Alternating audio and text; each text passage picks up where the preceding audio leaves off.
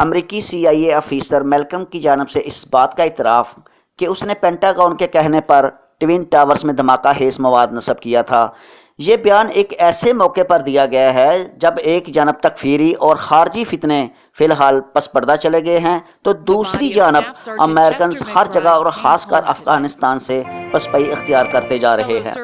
یہ تمام صورتحال پینٹاگون کی بنیادی پالیسی کی نفی کرتی ہے، جس کے تحت گریٹر اسرائیل کے منصوبے کو مسلم دنیا پر مسلط کرنا ہے۔ اس لیے ان حالات میں اس بیان کا آنا کوئی معمولی واقعہ نہیں جسے نظر انداز کر دیا جائے۔ ہمیں یہ سوچنا ہوگا، سمجھنا ہوگا کہ اس بیان کے پس پردہ وہ مسلم دنیا کے خلاف ایک دفعہ پھر کیا خوفناک گیم کرنے والے ہیں۔ اس بیان کی جزیات کو سمجھنے کے لیے ہمیں 9/11 کے حادثے کی جانب جانا پڑے گا۔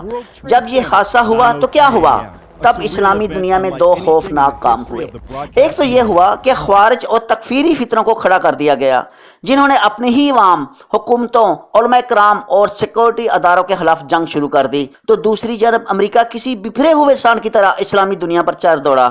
اس لیے میرا شروع دن سے ہی یہ موقف تھا کہ دہشت گردی کے خلاف جنگ دراصل اسلام اور اس کے ماننے والوں کے خلاف جنگ تھی، جس کے 4 بنیادی محرکات تھے۔ نمبر 1، عوام اور حکمرانوں کا ٹکراؤ۔ نمبر 2، حکومت اور عوام کا فوج کے ساتھ ٹکراؤ۔ نمبر 3، جہاد کے حوالے سے شرعی فکر میں اختلافات پیدا کرنا۔ نمبر 4، پھر ان اختلافات کو بنیاد بنا کر مسلم معاشروں کو تکفیریوں اور خوارج کے ذریعے ہونے مسلم سے رنگین کرنا۔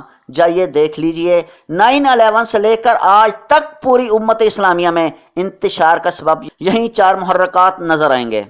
بادی نظر میں CIA افیسر کا یہ بیان مستقبل کے محیط منصوبوں کی ہولناک سازشوں کو تشت اذبان بھی کر رہا ہے، جس کا مجھے عنقریب بہت بڑا خدشہ نظر آ رہا ہے۔ وہ یہ ہے کہ CIA افسر کے اس بیان کو بنیاد بنا کر تکفیری اور خوارج یہ دلیل دیں گے کہ دیکھو جی، ہماری جنگ تو ٹھیک تھی، ہم تو امریکہ کے خلاف لڑ رہے تھے، لیکن حقیقت میں ان کی لڑائی تو مسلمانوں کے خلاف تھی۔ لہٰذا ایک دفعہ پھر یہی فتنہ ساز اس بیان کو دوبارہ کرینے کی آس قرار دیتے ہوئے عقل کل بن کر یہ کہیں گے کہ ہمیں امریکہ کے خلاف لڑنے کی اجازت دی جائے۔ ظاہری بات ہے، حکومتیں تو کمزور ہیں، ایمانی حوالے سے بھی حکمران کمزور ہیں، وہ تو اس بات کی اجازت نہیں دیں گے۔ پھر کیا ہوگا؟ مسلم حکومتوں کو ٹوٹ اور کٹ پتلی قرار دے دیا جائے گا، اور پھر اس کے ساتھ ہی عوام، علماء کرام، حکومتوں اور سیکورٹی اداروں کے خلاف ایک دفعہ پھر پہلے سے شدت کے ساتھ خون ریز جنگ شروع کر دی جائے گی۔ دوسری جانب جس کا مجھے سب سے زیادہ خوف اور خدشہ ہے وہ یہ کہ اسی خون ریز خانہ جنگی کے دوران پینٹاگون جو یہودیوں کے زیر اثر ہے، امریکہ یا پھر کسی یورپی ملک میں چارلی ہیبڈو یا پھر پیرس اٹیک کی طرز پر فالس فلیگ آپریشن کا ڈرامہ رچائیں اور پھر اس کو مسلمانوں سے منسوب کر کے ایک دفعہ پھر مسلم دنیا پر پوری قوت سے چڑھ دوڑیں گے۔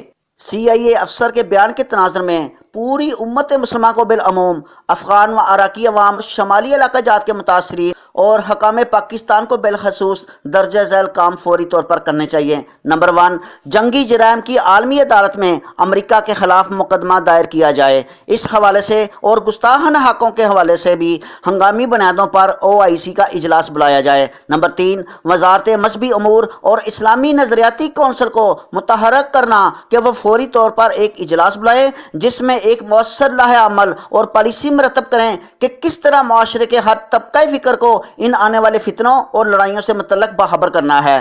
میں ایک دفعہ پھر دہرا رہا ہوں کہ CIA افسر کا بیان کوئی معمولی بیان نہیں جسے سن کر نظر انداز کر دیا جائے۔